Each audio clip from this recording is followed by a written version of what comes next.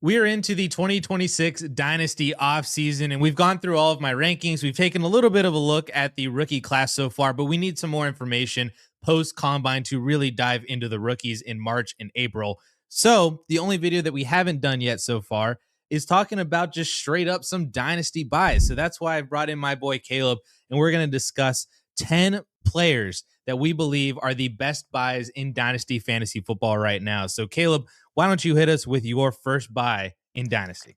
This is the absolute best time, Addison, like of the year, because we're about to be done with the Super Bowl, and all I can do is send some dynasty trades. And the first guy I'm trying to trade for in all my leagues, this is Malik Nabers, wide receiver for the New York Giants.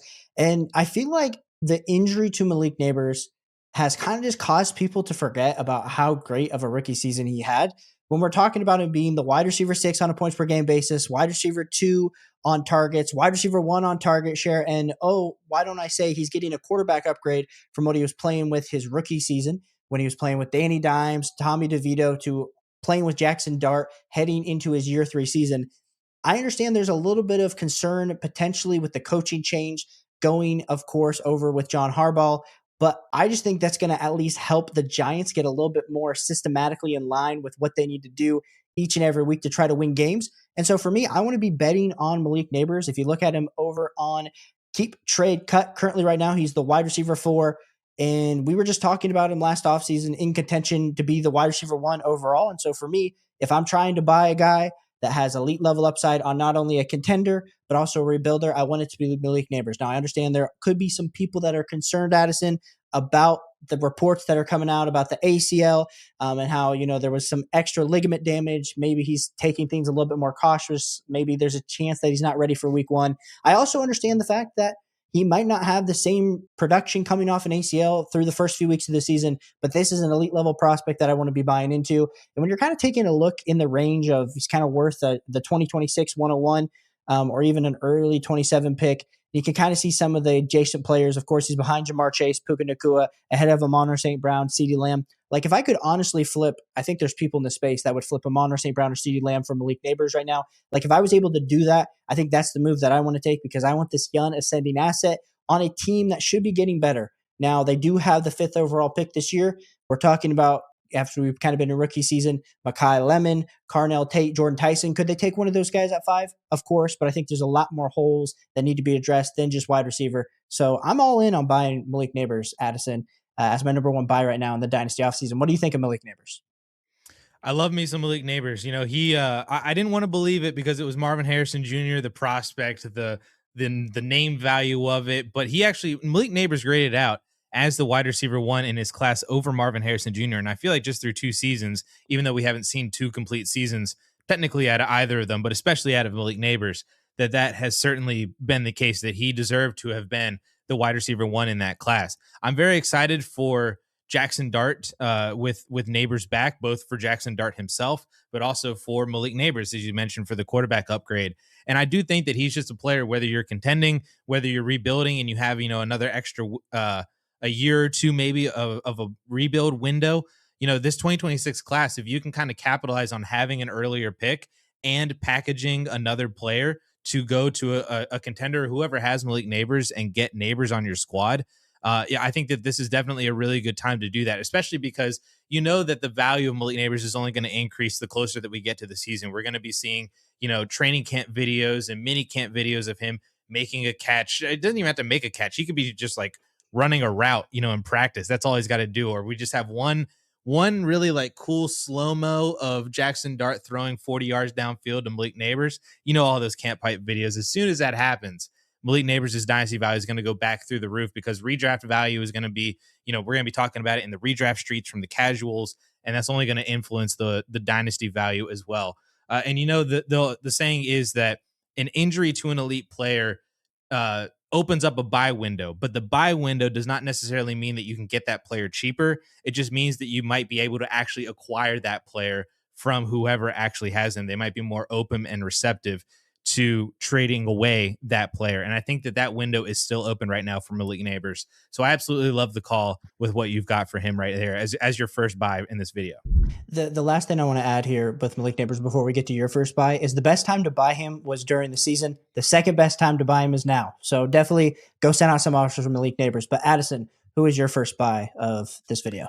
My first buy, we actually talked about him in a previous video a couple weeks ago, Caleb. It is Trevor Lawrence. The more and more I dive into, dynasty rankings for 2026 and kind of reviewing what happened in 2025, the more and more I come to realize that I am falling in love with Trevor Lawrence and what he did this year. The production speaks for itself. He was the quarterback 4 overall in 2025, and he was the QB 12 from weeks 1 through 7 and the QB 1 from week 9 on. They had that week 8 bye. So it's a really nice way to just kind of break up the season into 2 halves, and including that incredible fantasy playoff run where he had a QB1 performance, an extra couple top 5 performances. If you play in a week 18 championship, he delivered in week 18 for you as well.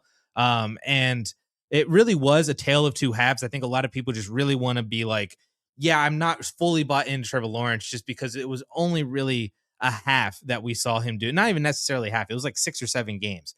But I really think that when you break it up, QB 12 from weeks 1 through 7, QB 1 from week 9 on, that is still very good. And not to mention that if you look historically at what he's done with Doug Peterson, he was a QB 8 in 2022, QB 13 in 2023. Then he got hurt in 2024, and then came on, now has Liam Cohen now, and he had the best season of his entire career with a offensive coordinator turned head coach that had already helped Baker Mayfield in Tampa Bay. And I think, honestly, the best thing about the fact that he has Liam Cohen is that Liam Cohen is his head coach. We don't got to worry about him leaving as an offensive coordinator to go be a head coach somewhere else. He can, Kyle Shanahan this team or Sean McVay this team and be their head coach for the next decade, for the entirety of Trevor Lawrence's career. So we don't have to worry about that at all.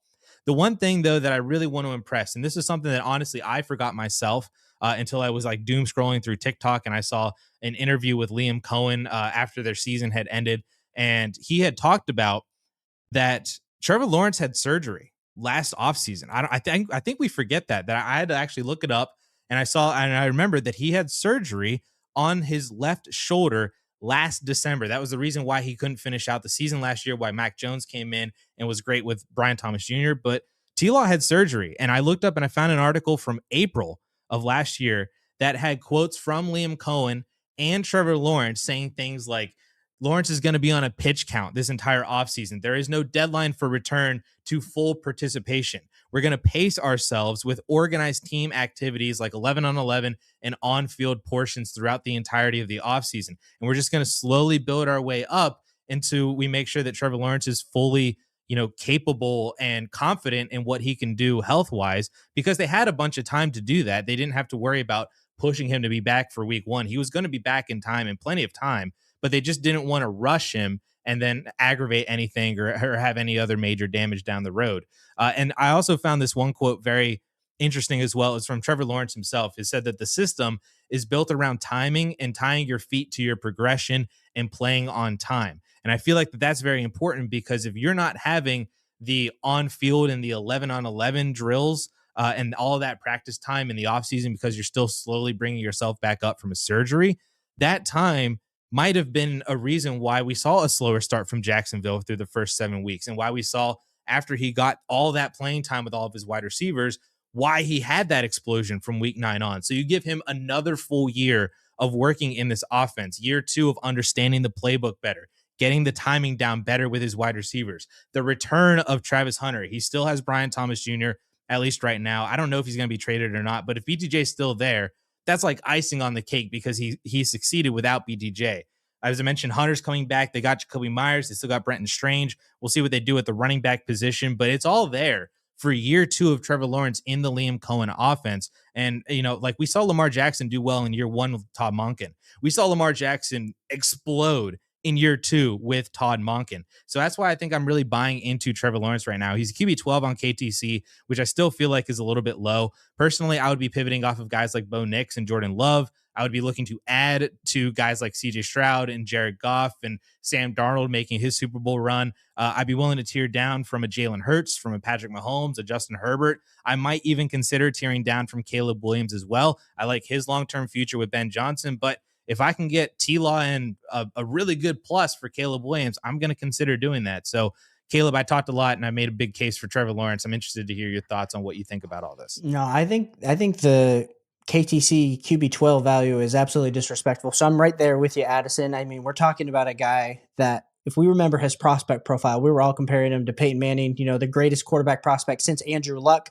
And of course, the first few years of his career were disappointing. And I feel like we just saw the absolute breakout happen, and we're still kind of giving him a little bit of there's just a little bit of feeling of just doubt that's kind of happening just based on the previous seasons. And it's he's in the best situation of his career, multiple weapons at every wide receiver front. We're talking about a coach that is one of the best offensive play callers in the league. Add all of that together, with everything you just added on, I think he's a great value. If I have Bo Nix, see ya.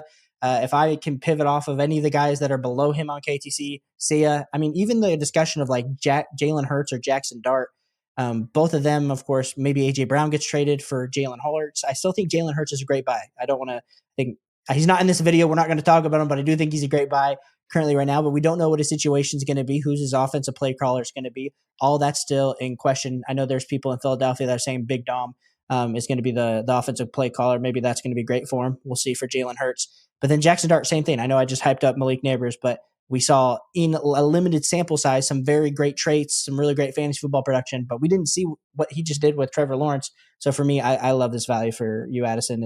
And there's only one player here that I'm I don't know if I'm pivoting off that player to tear down to Trevor Lawrence. And that's because my second buy is going to be Patrick Mahomes. And my idea of kind of this career progression for Patrick Mahomes, Addison, really comes down to, I think we're at that same spot for Patrick Mahomes when he tears his ACL as when Tom Brady tore his ACL. And then after that season in 2008, we're literally talking about Tom Brady playing another 13, 14 years at absolutely elite levels. I'm not saying that Patrick Mahomes is going to play until he's 44 and become the absolute GOAT of the sport, ladies and gentlemen. I'm not saying that at all. But if there's somebody in this space, in this sport, that could provide the next, we can't predict next year, the year after, but if we can say, hey, who's going to be playing quarterback in 10 years, I think we could pretty much say Patrick Mahomes is going to be in that conversation. And right now, he's pretty much the cheapest that he's ever been. And I know a lot of his value right now in KTC, he's fluctuated between QB8 to QB10 over this last year. It's mainly been on name value because we haven't seen that elite level fantasy football output really since we saw great things with him, with Tyreek Hill. Now this year, before, of course, the injury, he was playing at a super elite level on a points per game basis. But of course, wasn't able to help you guys win your fantasy football, dynasty fantasy football championships at the end. I just think right now, there's the Kansas City Chiefs as an offense. They have to look at themselves. There's a potential that Travis Kelce is going to retire. We got all the craziness that's happening with Rashee Rice. We're talking about Xavier Worthy not living up to his hype and his potential being a first-round drafted wide receiver. And you're talking to yourself and you're saying, man, Caleb, I don't know what these weapons are going to be. Is Andy Reid going to kind of continue to be this ground and pound offense that we've seen the last few seasons, of course, without Tyreek Hill? But the part for me that made it super exciting, Addison, was seeing the 422 rushing yards from Patrick Mahomes, even at this crazy age 29 season. So I know he just crossed over into that 30 threshold. I know that kind of has a stigma for most quarterbacks as we're man, their rushing season's over.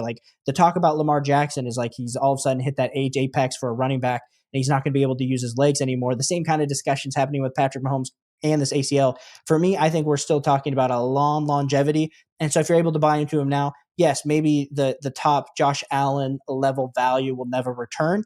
But I think you have a very solidified investment as a quarterback that could fluctuate between QB10 to QB3 over the next 5 seasons. And I wouldn't be surprised. And you feel like you invested in a really good, solid asset. So for me, if I can invest in Patrick Mahomes, if I can buy him, right now would be the time to do it. And when you're talking about guys in the similar range, I know we just talked about Trevor Lawrence as you loved him. But if I could tear off of Caleb Williams, Joe Burrow, Justin Herbert, and get Patrick Mahomes and maybe a small plus, that's something that I'm looking to do. Yeah, I'm not necessarily opposed to buying Patrick Mahomes. When I'm looking at, all the things that you just laid out, you listed also a lot of uncertainty. And that's why that uncertainty makes me say, Well, if he's already valued ahead of Trevor Lawrence and I can get a little something extra with T-Law to move off of Mahomes, that's where I'm coming from, and being willing to sell Mahomes then. So I don't want people to hear what we're not saying, or think that we're saying something differently in terms of why I want to sell Mahomes versus you buying him. We don't necessarily always have to agree. I like content where we don't always agree.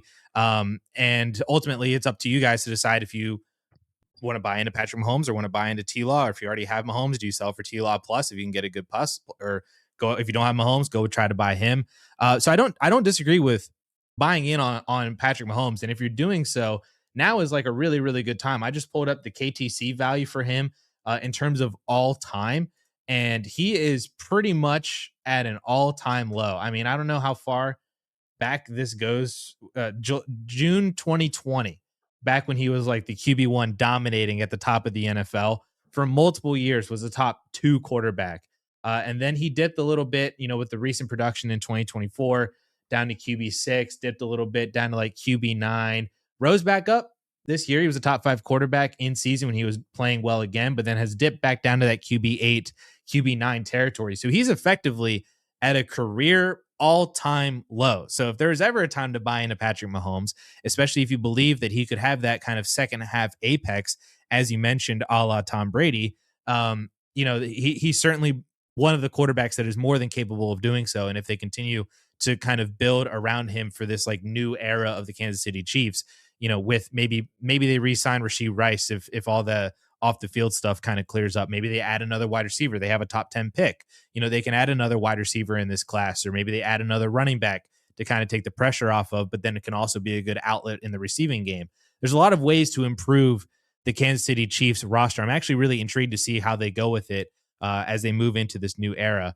But then your Tom Brady comparison made me think, what team does he go to when he's 38 years old to go and fix? Does he return to Texas? Does he go down to Houston, Dallas? Where's he going? That's a great point, Addison. First, we need to get him as Randy Moss. That's really the first thing that needs to happen for Patrick Mahomes. So that's the first career arc that we need to hit, because I think I've seen people say Tyreek Hill should come back. They could get Tyreek for cheaper from Miami and that's true. But like Randy Moss was kind of still in his prime. I feel like Tyreek Hill's washed at this point. But I do hear you. I think Rashee Rice would play the Wes Welker role like perfect. And then we just need to find, maybe it's AJ Brown, someone like that gets traded from the Eagles. I doubt the Eagles would trade the Chiefs, AJ Brown. But in regards to your question, yeah, maybe it is. I think it's the Cowboys. I think that would be the end of his career arc would be the Dallas Cowboys. So once Dak is ready to get out of there, maybe Mahomes slides in. Do you hear that, Cowboys fans? Your time is coming. Just give it 10 years. Just give it Patty Mahomes. All right, my second buy, Caleb, for this video. I'm moving away to the running back position. We haven't talked to any running backs yet, and I think actually, looking at the list, this is the only running back on the entire list. It's a weird time. January is always weird to buy running backs, especially if you're not truly competing or think that you can compete, because there's still so much that needs to happen. Free agency can shake things up. The draft can shake things up. There's actually a really good running back free agent class that can mess up a lot of running backs that already feel like they have good enough value right now.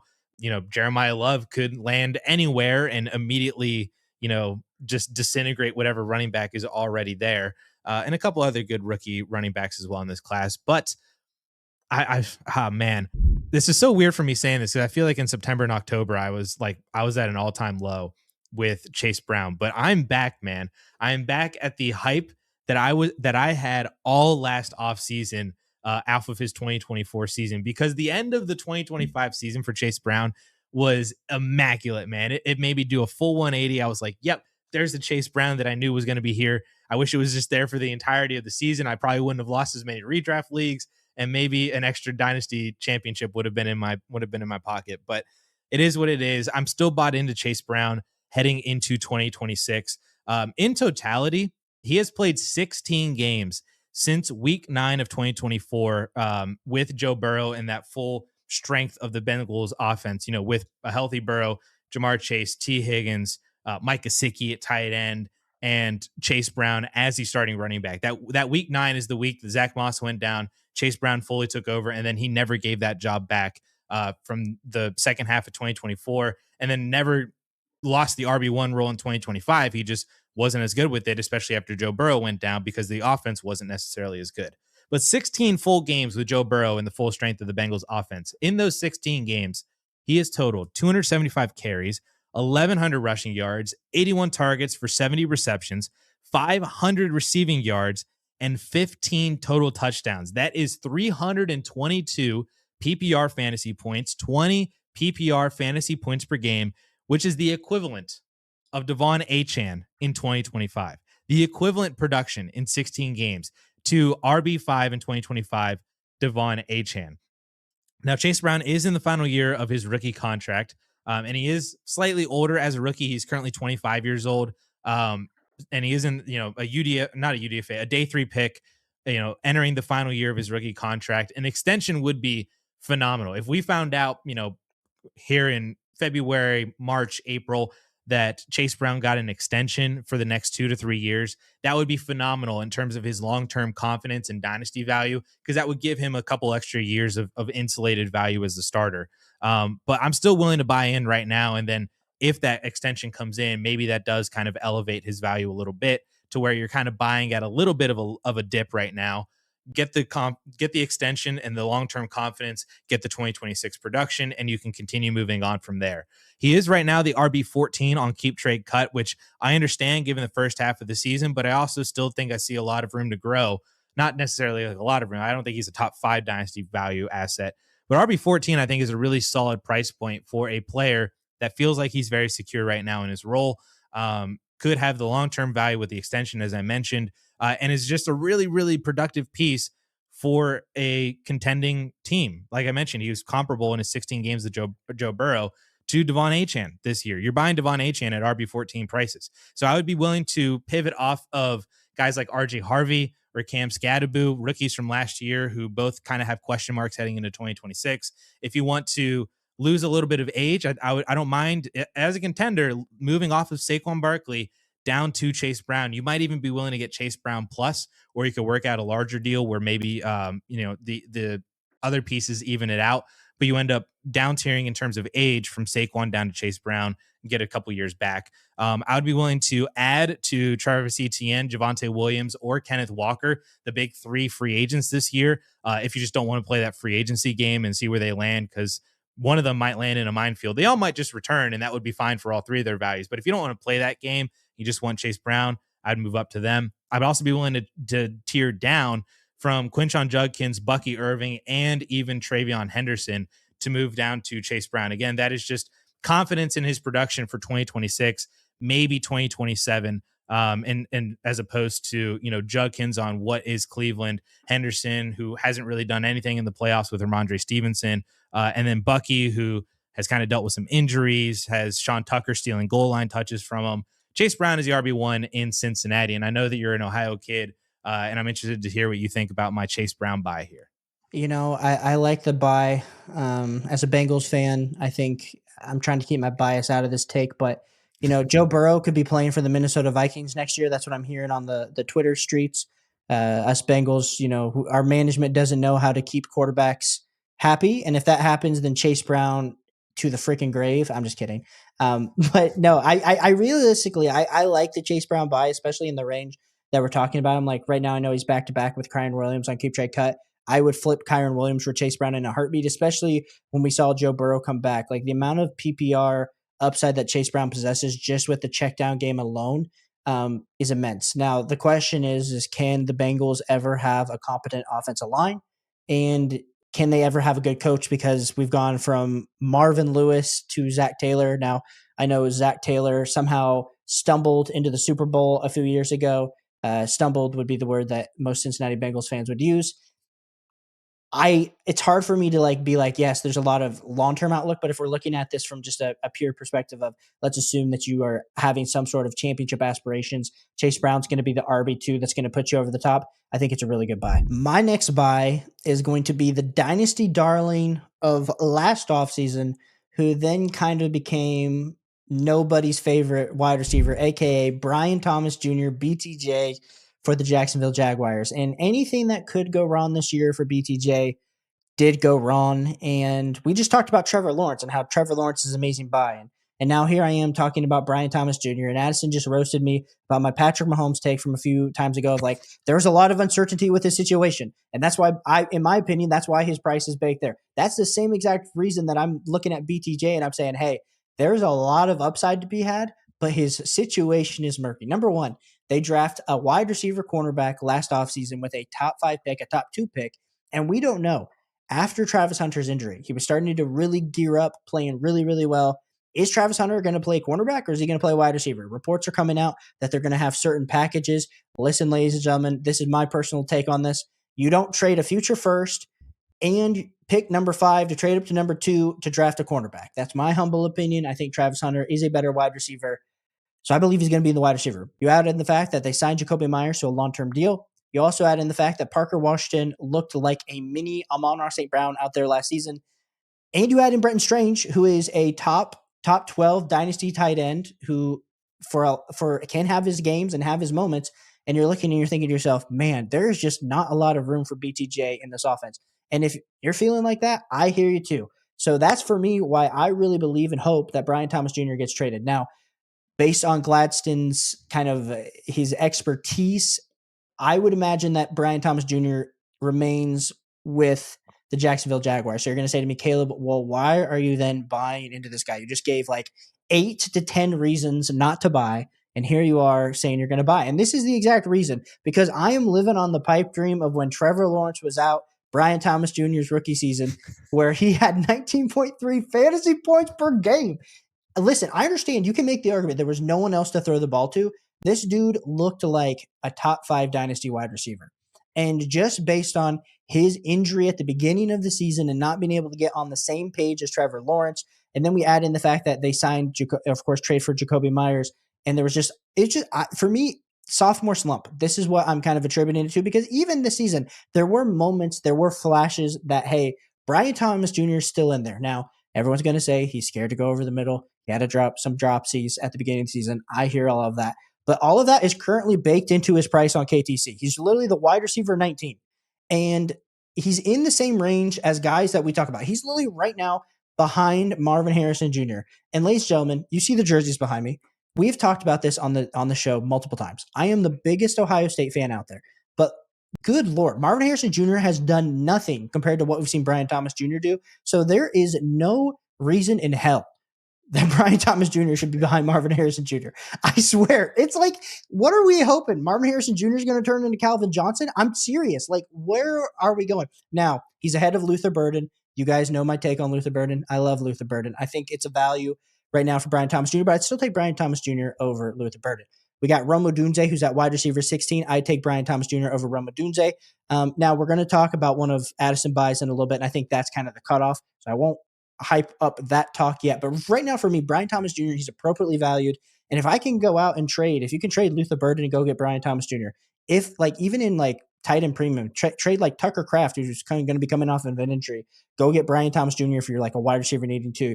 Like there's so many options for BTJ that I'm like, this just makes sense. And for me, I'm baking it on not only the prospect, but the year one production. We don't see that out of wide receivers like ever. And so for me, I'm going to continue to, buy into that. Now, am I just a little bit regretful, Addison, that last year people and me included were trading top 5 picks for this guy and he goes out and looks like cheeks? Sure.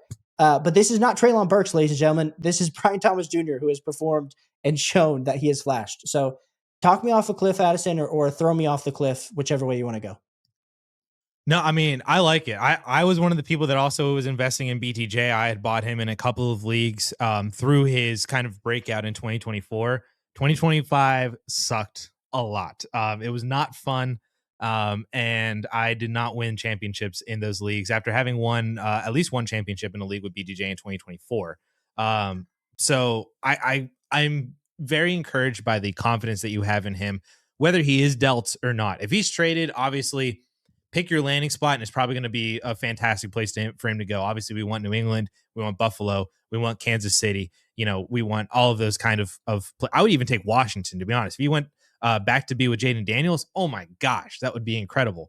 There's landing spots out there, and there's teams that need wide receiver that maybe they could throw some draft capital at Jacksonville, and Jacksonville would be willing to take it because he wasn't integral to their offense this year with their success.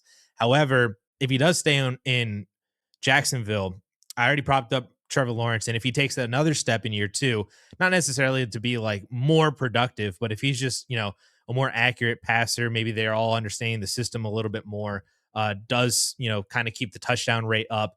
Like it's possible that those kind of feed towards BTJ. And I have seen some people question how much of the season, the slump that he had this year can be attributed to that injury at the very beginning of the year. And he just maybe never got it going, never got meshed with T Law at the right time, and other wide receivers did. And then they traded for Jacoby Myers. Parker Washington was already doing well, and they just kind of kept that going. Why would you interrupt that to just force BTJ to, go back to what he was in 2024? So I'm hopeful. I think he would be a really big outlier if he just ended up not doing anything ever again, or at least not being, a top 20 fantasy wide receiver. Maybe the ultimate ceiling like we saw at the end of 2024 won't be there unless he captures an absolutely perfect season again. But I mean, man, to just see a first round pick do what he did as a rookie, and then never get anywhere near that ever again after a sophomore slump would be just like the complete outlier of a situation. I'm looking at his KTC value again all time, like I did for Mahomes. He's basically priced at where he was as a rookie before the season even started. So again, throughout his, at least playing career, he is basically at an all-time low outside of when he was just originally drafted and we were trying to buy ourselves into drafting him at the 109, 110, 111 in rookie drafts. So again, another really good opportunity to buy BTJ if you believe in that upside, like you and I believe in that upside. The difference, though, and this was the what you alluded to with the other wide receiver, another wide receiver that was a 2024 rookie wide receiver who excelled, then kind of had that 2025 sophomore slump. This is where, if you want to send assets for BTJ, I'm okay for it. But I would first send assets, or at least try to send those same assets for my buy lad McConkey. It's kind of a similar situation. Like we had Keenan Allen come in, kind of disrupted things a little bit because he kind of cannibalized the same role as Lad McConkey. Quentin Johnston did really well. You have Amarian Hampton, a first round rookie running back, come in, and he had a pretty decent target share out of the backfield when he was healthy. You saw the utter collapse of the Chargers offensive line with Slater and Alt both going down at different points throughout the year, and that majorly influenced and impacted Herbert's ability to throw the ball. And we just saw a not good season from Lad McConkey. It's just plain and simple, just wasn't all that great. But I have hope for the future. And if you watch my wide receiver rankings video, I basically broke down this same exact stuff. But I like the numbers a lot, and I like the numbers that I'm about to present here for the future and the hope of Lad McConkey. Keenan Allen. Fun fact. In his first two seasons, Keenan Allen put up 70 receptions for 1,050 yards and 8 touchdowns as a rookie. Then in year two, regressed to 77 receptions for just under 800 yards and 4 touchdowns as a sophomore, primarily because there were too many mouths to feed in that offense with Phillip Rivers. You had Keenan Allen, a year two kind of slot guy. You had another slot guy in Eddie Royal, who's like 5'10", 180, who had basically identical production to Keenan Allen that year. You had the outside big wide receiver in Malcolm Floyd, who also, funny enough, like I don't think ever really lived up to expectations. So he kind of comps to Quentin Johnston in that way, who had also identical production to Keenan and Eddie Royal. You had an old aging Antonio Gates, but also kind of had identical production to Keenan Allen, Eddie Royal, Malcolm Floyd. Then you also had 100 targets to the running back position. So everybody was just kind of eating the same exact amount of pie as everybody else, and nobody really was able to do anything. If you had Antonio Gates, he did well because he caught a lot of touchdowns and he's playing the tight end position. But, Floyd, Keenan, Royal, it was kind of a toss-up in terms of whose week it was going to be. Sounds very similar if you fast forward a decade to what we just saw with Lad McConkey. McConkey as a rookie put up 80 for 1,150 and 7. That's also not including the playoff game that he had where he had like 180 yards and a touchdown or two in the playoffs. But then this year, sophomore slump, 66 for 780 and 6, very similar to Keenan Allen's year two. Because again, too many mouths to feed. You had a second-year slot-only guy in Lad McConkey. You had Keenan Allen coming in, who had basically identical production. You had Quentin Johnston on the outside, basically identical production. You had Aronde Gadsden, the tight end breakout, basically identical production. You had 70 targets go to the running back position in Amarian Hampton and Kamani Vidal. And then that was the reason why Lad McConkey failed. Year 3 for Keenan Allen, though, this is where the story gets good. Eddie Royal leaves, so his primary slot kind of competition leaves. Keenan Allen is inserted into a major role, and everybody else is still there. Like Floyd is still there, Gates and everybody else. And he did lacerate his kidney that year. That was the lacerated kidney year for Keenan Allen. So he only played half the season. However, in that half season, he paced for 130 receptions, 1,400 yards, and 8 touchdowns as the wide receiver 6 in fantasy points per game. So that is my hope and upside for Lad McConkey, is that Keenan Allen is a free agent. If they do not decide to bring him back, they basically re-bolster that offensive line with healthy Joe Alt and Rashawn Slater. And then you put Lad McConkey more into a full-time wide receiver role as a slot guy in 3 wide receiver sets, the other outside guy in 2 wide receiver sets with Quentin Johnston. You give Justin Herbert, obviously he's a great quarterback and a quarterback talent, already had that rookie production. You just need him to return to that production and ideally do better than that production. So Lad is my year 3 buy over BTJ. He's the wide receiver 17 on Keep Trade Cut, just a couple spots ahead of BTJ. I agree with you. I would pivot off of Remo Dunze. I'd pivot off of Marvin Harrison Jr. And as I mentioned, I'd rather have Lad than Brian Thomas Jr. I would add to that same group of Luther Burden. I'd add to Jameson Williams if you want to kind of shed some age off of AJ Brown to move to Lad McConkey. I think that is a tremendously wise dynasty move. I would also be willing to try to tear down from a Tedero McMillan, a Garrett Wilson, possibly even a Rashee Rice. There's just kind of some weird situations with those guys. T-Mac and Wilson obviously aren't in the greatest of offenses. Rice has the off-the-field stuff, is a free agent at the end of the year. We'll see if the Chiefs re-sign him or not.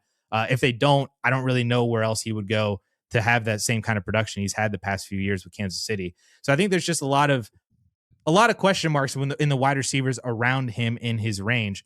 Question marks with Lad McConkey too, but I believe in Lad McConkey and the talent of him and the offense that he's in, tied to Justin Herbert, especially with Mike McDaniel now as the offensive coordinator. So that is why he is my year 2 sophomore slump wide receiver that I'm buying into in year 3.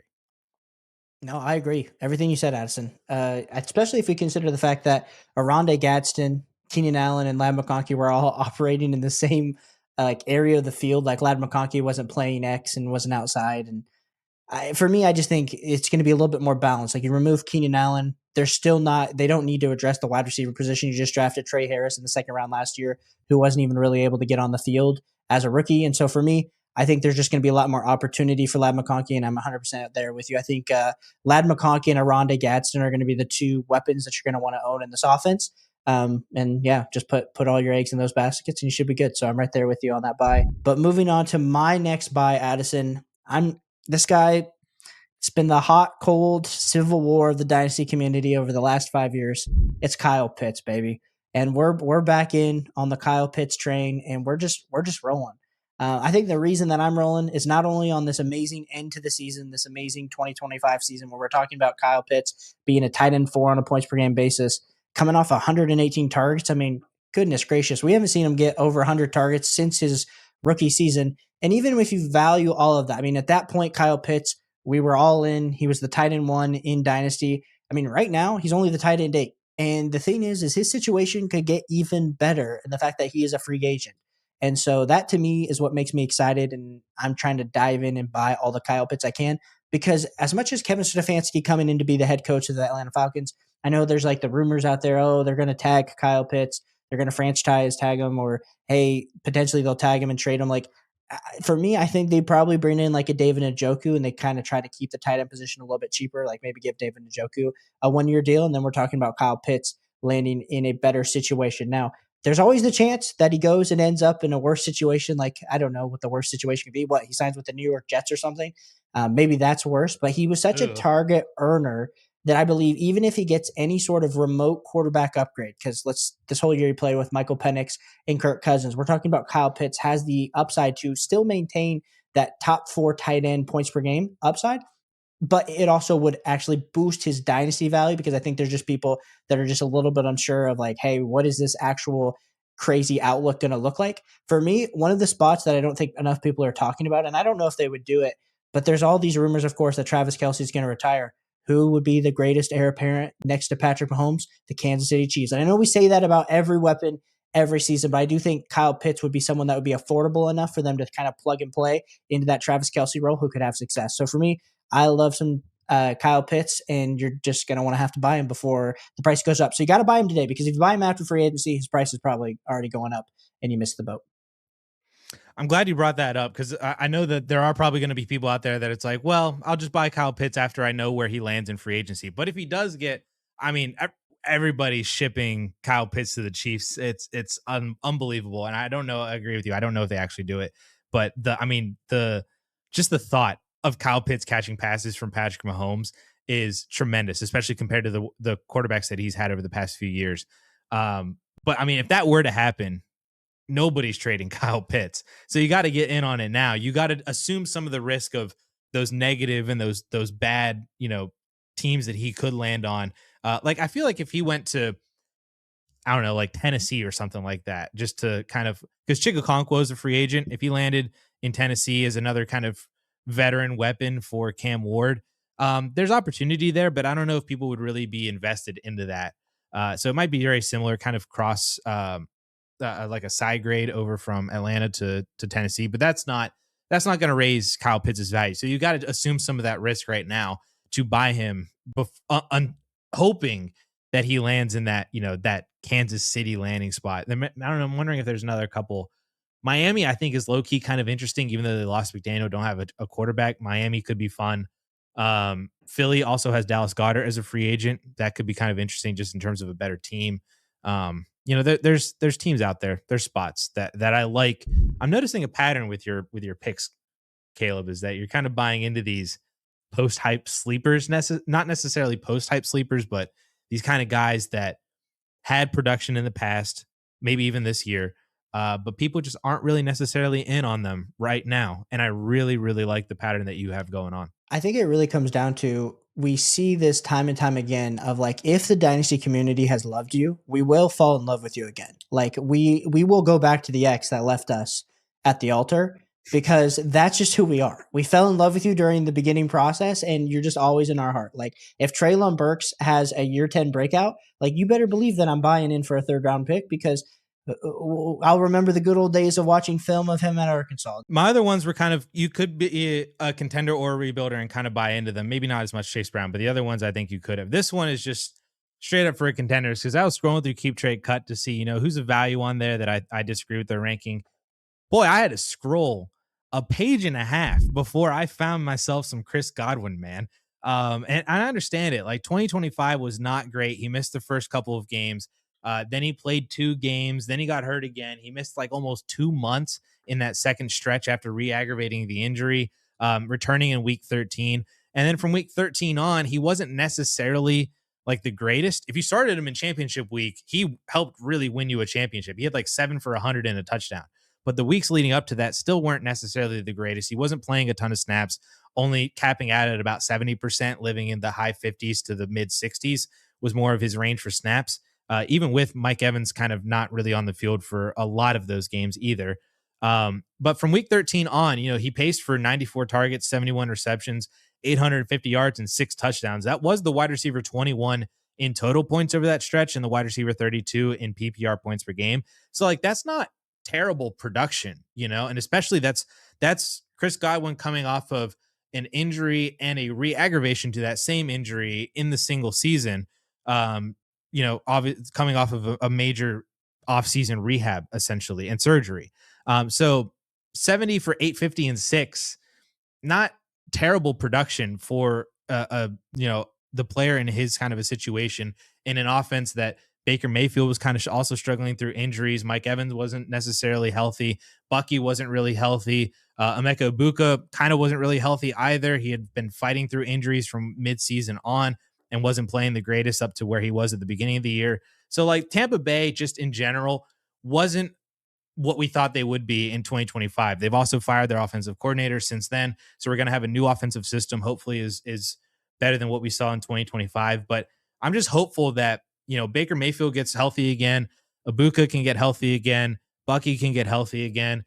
Godwin gets healthier, I should say, moving into 2026. Mike Evans is a free agent, so who knows if he's going to be back or even retire. I would imagine I would put my chips on saying that he actually does resign for another year and see if they can go for it again. But he's also dealt with injuries for multiple years in a row now, has missed over a handful of games over the past 2 years. And so his health and age isn't necessarily, the strongest right now. That Chris Godwin at wide receiver 67 on keep trade cut feels kind of like you're buying into just that aging veteran, that Stephon Diggs going to New England, that Keenan Allen in Chicago, or moving back to LA. It's buying into one of those kind of cheap veteran players as a contending team right now that, yeah, maybe it isn't your starter right now. Almost would ideally, I would be an ideal situation that Chris Godwin is not your starter on a contending team.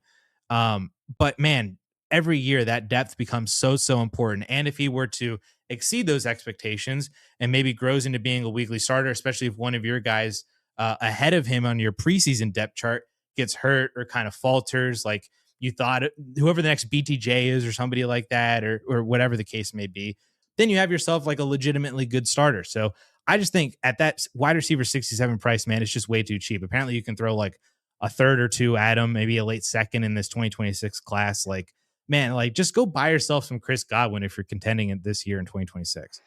We did a 2026 mock draft like 2 weeks ago, and we kind of got to the second round. And me and you were kind of just both looking at each other, twiddling our thumbs, We were thinking, like, man, you get past like the 206. And I mean, most years, we understand rookie drafts, you're throwing dart throws. But this year in particular, we're like, man, pretty much the 202 to 212 is like the same pick. And if you're looking on KTC and you can trade the 212 to 302 for Chris Godwin, who's going to at least be able to hit your lineup, like guaranteed, because he's that type of guy, I'd easily throw that pick at him. So I think that's a great value there, Addison, for your buy. Nothing really more for me to add other than to me to talk through my next buy, who I've been hyping up all off season. I've been texting Addison, weekly, telling him, hey, man, I got an absolute love affair for Malik Willis right now. And I need people to know this. This is the time to buy Malik Willis. We saw an absolute great game in the fantasy football championship. He won people in their super flex leagues. If you were down some quarterbacks and you were stuck starting Malik Willis, well, you weren't stuck. You put up like 30 fantasy points, showed rushing upside throw, showed great poise in the pocket, was able to throw the ball really well downfield. And there is a ton of quarterback needy teams. I mean, you could count about 6 quarterback needy teams right now. And we're talking about a QB class that was pretty much just Fernando Mendoza, and Ty Simpson and Dante Moore. And then Dante Moore went back to school. So really it's only Fernando Mendoza. Most people are not going to be drafting Ty Simpson to be their starter. So we're like looking at it. We're like, man, so one team, the Raiders, are going to get their quarterback. There's like 5 other teams that there's just question marks. And I think Malik Willis will definitely get an offer, something similar to what we saw Justin Fields get. And unlike Justin Fields last year, Malik Willis right now is QB 30 on keep trade cut. Justin Fields at this time last year was QB 24, who then went up to QB 17. I think we could see a similar rise out of Malik Willis. I think if he were to sign, let's say he signs with the Miami Dolphins and reunites himself with Jeff Hafley. I understand you're a little bit worried, hey, what's this offense going to look like? But that would instantly put Malik Willis as a top 20 dynasty quarterback and someone that you would easily be able to throw right now, like a late second. I mean, people are even throwing early thirds out. I don't think you really get that done. But I think we could be talking about him as we get, past free agency and he signs, being somewhere worth the 202 to 112 of this class, which is going to be a massive, massive, massive boom for you. So I don't think there's anybody else in this market that has that same sort of upside just guaranteed on free agency with the current quarterback landscape. I was looking up because just to pat myself on the back here for a minute, I do the waiver wire articles for DLF, and those same videos end up being in-season videos on this channel for Dynasty Waiver Wire that drop every Monday. And I know for a fact I mentioned Malik Willis weeks before Jordan Love actually got hurt. I was trying to go through the articles to see what week specifically I had mentioned him. It looks like the earliest was week 12, and Malik Willis didn't go down until like week 15 or 16. So I know for a fact that I had been mentioning Malik Willis as a player that you should have stashed off of your waiver wire if he was still available weeks before Jordan Love actually went down. And then obviously, of course, Malik Willis delivered fantastic production for you after Jordan Love went down. Now seems to be, potentially the top free agent quarterback in this free agency class right now. I mean, like Aaron Rodgers is out there, Daniel Jones is out there, but if you're not going for old Aaron Rodgers as a competing NFL team, he might even retire, or you don't want to deal with Daniel Jones off the Achilles injury. Like it's like Malik Willis. If you wanted to take that shot on a quarterback without having to actually trade for like a Mac Jones or a Tanner McKee or somebody like that, Malik Willis is kind of like that guy in this free agency class. And there's more than a handful of teams that would be, I think, more than willing to take that shot on him, like you said. And I mean, like Miami could be very, very interesting. I think Atlanta could be kind of interesting if they wanted to, if Stefanski kind of wanted to shake things up. Michael Penix is coming off the ACL. Maybe you get rid of Kirk Cousins' contract. There's a few other spots that I even wouldn't mind him in New York throwing passes to Garrett Wilson, and maybe even somebody else, because they got 2 first-round picks. If they draft somebody with that second first at the wide receiver position, could be really interesting. Like I agree. I think Malik Willis is a very fine dart throw with later round rookie picks.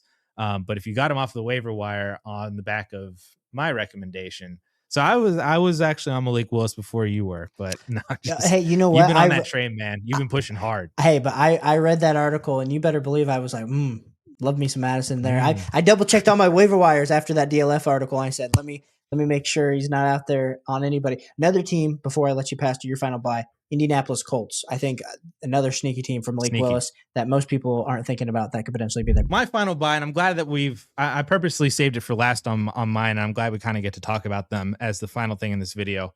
I've seen a lot of people disparaging the 2026 class. And listen, I understand this class, for the large part, sucks. And there are, a lot of people will say, well, the whole entire class sucks, but it's also very top heavy. When you've got Jeremiah Love, Carnell Tate, Jordan Tyson, Micaiah Lemon, and Fernando Mendoza as your top 5. We have a very fun tight end 1 in Kenyon Sadiq as well. That right there, those are 6 players that I think the top 5 are very easy. Sadiq is going to fit somewhere into the late first. But that top 5 is very, very intriguing. Now, my personal buy recommendation, though, is actually going to be late 2026 first. I'm specifically looking at those picks. 106, I think, is a very key pick this year because it's that first pick after that big tier. So you get your choice of the running back that lands in that excellent spot on day 2, or the other wide receiver like a Denzel Boston who gets a great spot. You get your shot on, maybe it's Kenyon Sadiq, maybe it's Ty Simpson with really great, top 10 draft capital to a team. Maybe somebody gets so enamored with, Jadarian Price goes to this excellent landing spot in the late first, and then they take him, and then Micaiah Lemon or Jordan Tyson or Carnell Tate fall to you at 106. I think that's possible as well. 106, I think, is a very, very key pick that I would also be very interested in buying. But just the late first in general, really pick 7 or 8 through like 10 or 11 are basically where I'm looking at in terms of a buy opportunity right now, because I think a lot of people just really, really hate this class, man. I've seen in the YouTube comments over the past couple of months, people have been really just downplaying any picks after those top 5 or 6. Our DLF YouTube Discord channel has been, I've seen some comments in there just saying that, like, yeah, these first round picks or second round picks are in other classes, which may or may not necessarily be true. But at the end of the day, we still got to pick people in those slots, and, depending on the actual price, again, everything is a price game with Dynasty. It may or may not make sense. I'm looking on Keep Trade Cut right now at the 2026 late first in comparison to all the other positions. And I'm just going to read you the 10 players that are after the 2026 late first round pick in KTC value. Tyler Shuck, Kyle Pitts, Javonte Williams, Jordan Addison, Oronde Gadsden, Kyle Monangai, Michael Wilson, Ricky Pearsall, Daniel Jones, Jaden Higgins. Like that, I don't know if that was actually 10, but that was like a good, decent amount of players that are not far behind in terms of value. Like they're all like within a Nick Chubb's value worth of behind. Not to say that if you added Nick Chubb to Ricky Pearsall, you can get a 26 first. But that's effectively what I'm looking at, is if you can grab a player like that, one of the ones that I just named, or other similar players like a Zach Charbonnet with, maybe it wasn't Charbonnet, but he would have been a really good example because of the free agency for Kenneth Walker. A younger upside player like a Christian Watson and Alec Pierce. Maybe it's a DeAndre Swift, a Wandale Robinson, a Devontae Adams to a contender. If you can send one of those players for a first round pick straight up, that would be phenomenal. But I'd be willing to add, if you had an extra second, if you had some other contending or rebuilding asset that fits the direction of the team that you're buying the late first from, that I think would make sense to go take a shot on this late first round class. I mean, we did that rookie mock that you mentioned, and there were names in that late first. I went back and I looked at who we picked.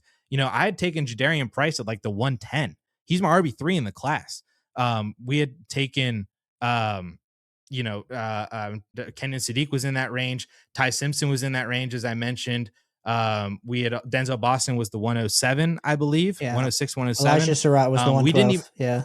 Elijah Surratt was in there. We didn't even take KC Concepcion. We didn't even talk about Jacoby Lane. We didn't talk about Chris Brazzell.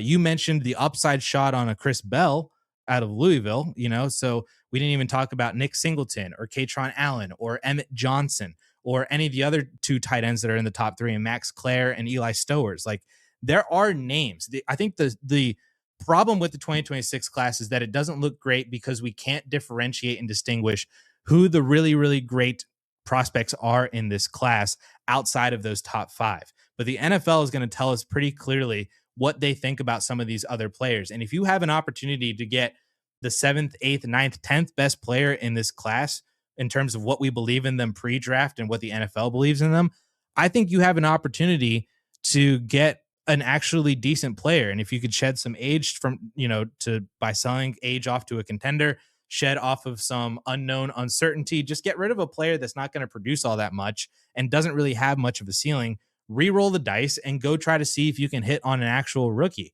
So I think that's why, like, there's just so much negativity around this 2026 class after those top five that I think is introducing a really, really strong buy opportunity for dynasty rookie first round picks. They're still first round picks at the end of the day. Whether or not they would be first in other classes, that doesn't necessarily matter in terms of my argument here, because it's all going to be derived from their actual price point in terms of where they land in totality of the dynasty rankings and value. So I think that it's a buy opportunity, and I think that a lot of people might be major winners if you're able to snag one of those late first round picks, draft the right player, and you'll be super happy that you did at the prices that they're going at right now.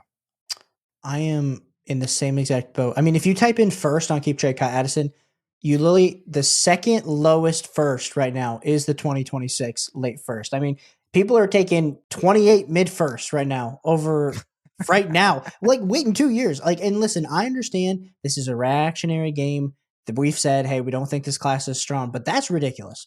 That ranking is ridiculous. And I know we can talk about the 27 first, but when it comes to dynasty, especially when we talk through these rookie classes, like, I feel like especially new people to the dynasty space, maybe they started following DLF in 2022, 2023, 2024. Like, the 2023 and 2024 classes were absolutely elite. Like, that does not happen back-to-back years like what we saw.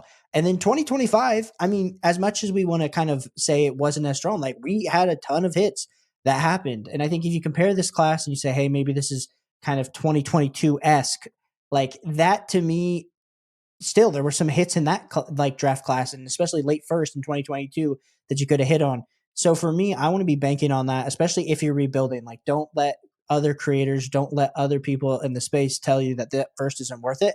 Because even if it's not worth what other first have been worth in other years, you better believe that if you hold on to that bad boy, you go through the underwear Olympics, you go into draft season, that first is going to be worth more than it is today, even if that player isn't necessarily the caliber of player that it has been in the past. You still want to get young talent on your team, and if you hit big. I'm glad you mentioned the 2022 thing, because I was thinking, because I did notice that I was like, people prefer 2027 late first round picks to 2026 late first round picks. You got to wait a whole extra year. I understand we're really beefing up the 2027 class.